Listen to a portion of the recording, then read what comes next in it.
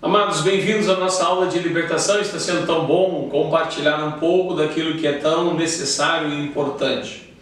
Tão importante como libertar uma pessoa é manter a libertação. Essa aula de hoje ela é importante para todos nós, que já passamos por libertação ou que estamos ajudando pessoas na libertação. Alguns não conseguem manter a casa limpa e voltam aos rudimentos antigos, voltam às práticas antigas, e a Bíblia diz que o estado dessa pessoa é pior do que o primeiro.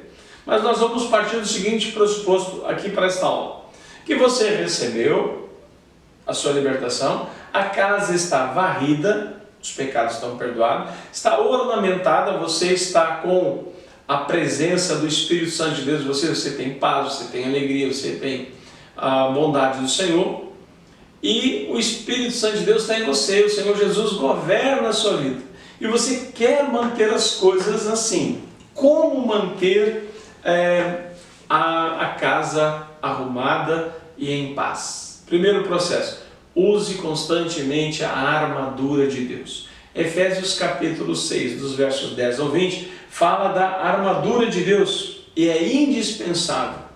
Não vou falar aqui sobre cada um dos itens, mas vou fazer uma geral.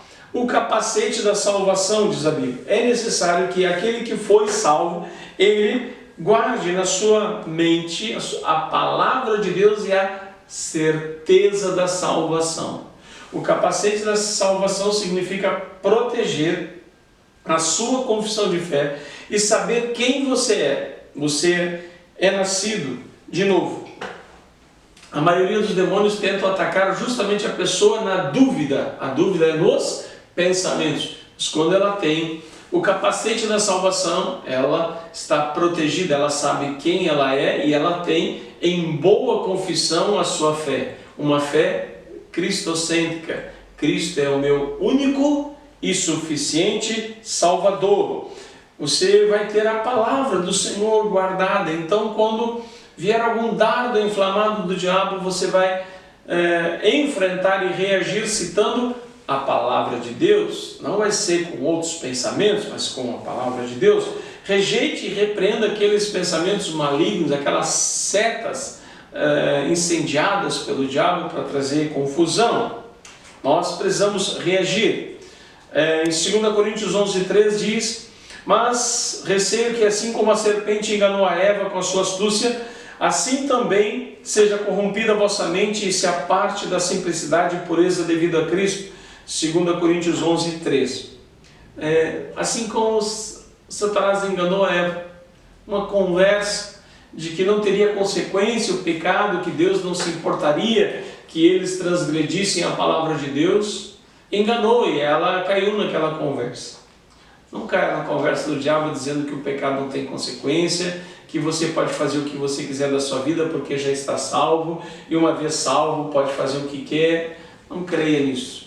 O pecado entristece o Espírito Santo de Deus e nos afasta de Deus, nos separa. Então, primeira coisa é: proteja a tua mente, use a toda a armadura. Mas eu falei só aqui do capacete. Você podia lembrar que da espada do Espírito, que é a palavra de Deus, o escudo da fé, a couraça da justiça. O que é a couraça da justiça, pastor? É fazer a vontade de Deus, fazer aquilo que é justo, praticar a vontade de Deus. O cinturão da verdade. Jesus diz: eu sou o caminho, a verdade e a vida. Sempre que os teus atos sejam feitos verdadeiros, não de uma maneira falsa, não de uma maneira corrompida, sempre com autenticidade, coerência, e nos pés a preparação do Evangelho da paz. Ou seja, esteja sempre se preparando para levar as boas novas. Seja um semeador, seja alguém que vai vencer em Cristo Jesus. Confessar positivamente com a fé sem duvidar. Quando você falar, fale crendo. Fale crendo. Marcos 11:20 e 23 assim: e passando eles pela manhã, viram que a figueira secara desde a raiz. Então Pedro, lembrando-se, falou: mestre, eis que a figueira que amaldiçoaste secou. Ao que Jesus respondeu: tende fé porque em verdade vos digo, se alguém disser a este monte, ergue-te, lança-te no mar, e não duvidar no seu coração, mas crer que se fará o que diz, assim será com ele. Mas não duvidar no seu coração, mas crer que se fará, assim vai acontecer. Então, confesse em fé, você já é livre e o maligno não lhe toque. Confesse a palavra de Deus, diga assim, eu creio. Se a palavra de Deus diz, é verdade. Permaneça nas Escrituras. Em Salmo 1, versos de 1 a 3 diz, bem-aventurado o homem que não anda no conselho dos ímpios, nem se detém no caminho dos pecadores, nem se assenta na roda dos escarnecedores. Antes o seu prazer está na lei do Senhor, e na sua lei medita de dia e de noite. Ele é como uma árvore plantada junto à corrente das águas, que no seu devido tempo dá o seu fruto, cuja folhagem não murcha, e tudo quanto ele faz será bem sucedido. Que medita na palavra de dia e de noite. Encha o seu coração com a palavra de Deus, com as promessas de Deus. Permaneça nas Escrituras. Não se deixe guiar pelo que os outros dizem. Não se deixe guiar por literatura. Entre um livro e as Escrituras, sempre as Escrituras. Firme-se como um crente que crê, conhece as Escrituras e fala as Escrituras. Quarto passo para manter a libertação. Crucifique a sua natureza carnal. Se alguém quer vir após mim, a si mesmo se negue, dia a dia tome a sua cruz e siga-me. Crucificar significa que a velha natureza não te governa mais, que você não está desgovernado, que um dia faz uma coisa, outro dia faz outra, um dia fala a verdade, outro dia é mentira, um dia anda com pessoas do reino de Deus, outro dia anda de novo com os idólatras, com os feiticeiros, com prostituição. Não é possível. Você precisa crucificar a sua carne todos os dias. A nossa natureza carnal não morreu ainda. Nenhum de nós ainda que estava escutando chegou no céu. Então, nós temos as duas naturezas. Nós temos a natureza carnal, terrena, e temos em nós a natureza celestial. E as duas, Gálatas 5,16, são opostas entre si e guerreiam. Por que guerreiam? Querem o governo, querem dirigir a nossa vida. Aquela expressão popular, pastor, eu desci da cruz. O que ela está dizendo? Eu deixei o homem e a mulher espiritual para trás, peguei a velha natureza e parti para cima. Eu xinguei, eu briguei, fiz. Bem, você fez uma escolha, você deixou a velha natureza governar. Uma pessoa, para manter a sua libertação, precisa crucificar constantemente a sua natureza carnal. Todos nós temos. Há aquela natureza que é inclinada para a corrupção, a vingança, o ódio, a falta do perdão. Você sempre terá que combater elas assim, não, eu nasci de novo.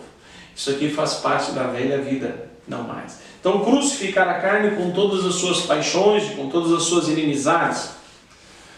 Em quinto lugar, desenvolver uma vida constante de louvor e oração. 1 Coríntios 14, 15, assim, porque se eu orar em outra língua, o meu espírito ora de fato, mas a minha mente fica infrutífera. Ora que farei? Orarei com o espírito, mas também orarei com a minha mente. Desenvolva uma agenda de oração.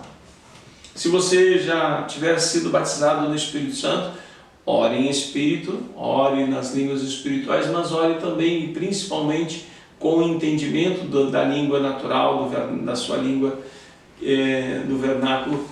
Ore, mas ore mesmo. Tenha uma regularidade na vida de oração. A oração nos aproxima de Deus, nos fortalece. A oração muda a nós. A oração não muda a Deus. Não é pelo muito orar que nós vamos mudar. Deus não vai mudar nunca. As orientações e a palavra de Deus são imutáveis. Você e eu somos mudados. Quanto mais nós oramos, mais o Espírito Santo de Deus fala conosco e transforma a nossa vida. Seja um apaixonado pela oração, tenha uma agenda de oração. Em sexto lugar, mantenha uma vida de companheirismo nas atividades espirituais. Se envolva com a obra de Deus. Se use os dons e os talentos que Deus te deu. Você e o seu discipulador, faça a obra de Deus. Uma forma muito boa de manter a libertação é: sirva a Deus com os dons e com os talentos. Tem lá em 1 Coríntios 12, 7 a 14, uma grande lista de dons. Procure o seu dom e já comece a praticar. Quanto mais ativo você for, melhor você está.